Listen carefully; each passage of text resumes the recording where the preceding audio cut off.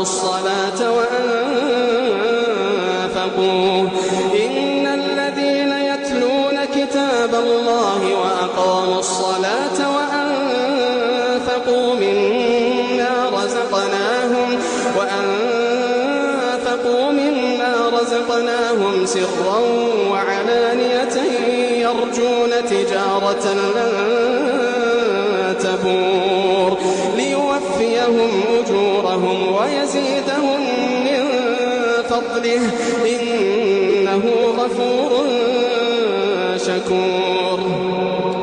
والذي أوحينا إليك من الكتاب هو الحق مصدقا لما بين يديه إن الله بعباده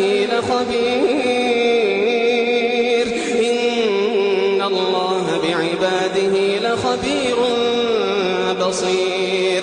ثم أورثنا الكتاب الذين اصطفينا من عبادنا فمنهم ظالم لنفسه ومنهم مقتصد ومنهم سابق بالخيرات بإذن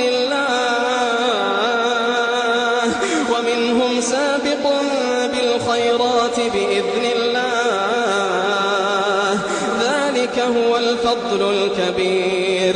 جنات عدن يدخلونها يحلون فيها من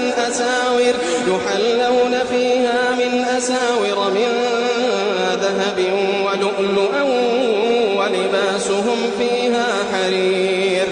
وقالوا الحمد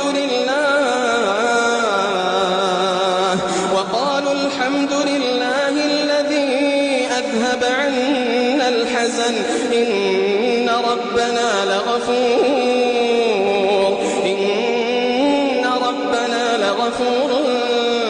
شكور. الذي أحلنا دار المقامة من فضله لا يمسنا فيها نصب ولا يمسنا فيها لغوب. والذين كفروا لهم نار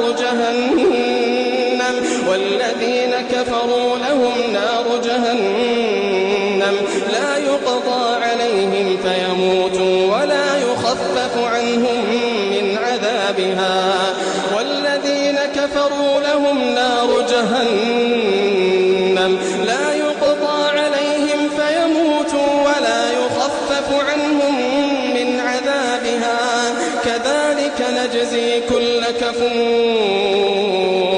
وهم يصطرخون فيها ربنا أخرجنا نعمل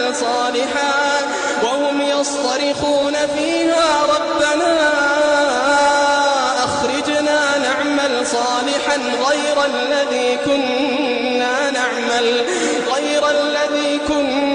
نعمل أولم نعمركم ما يتذكر فيه من تذكر وجاءكم النذير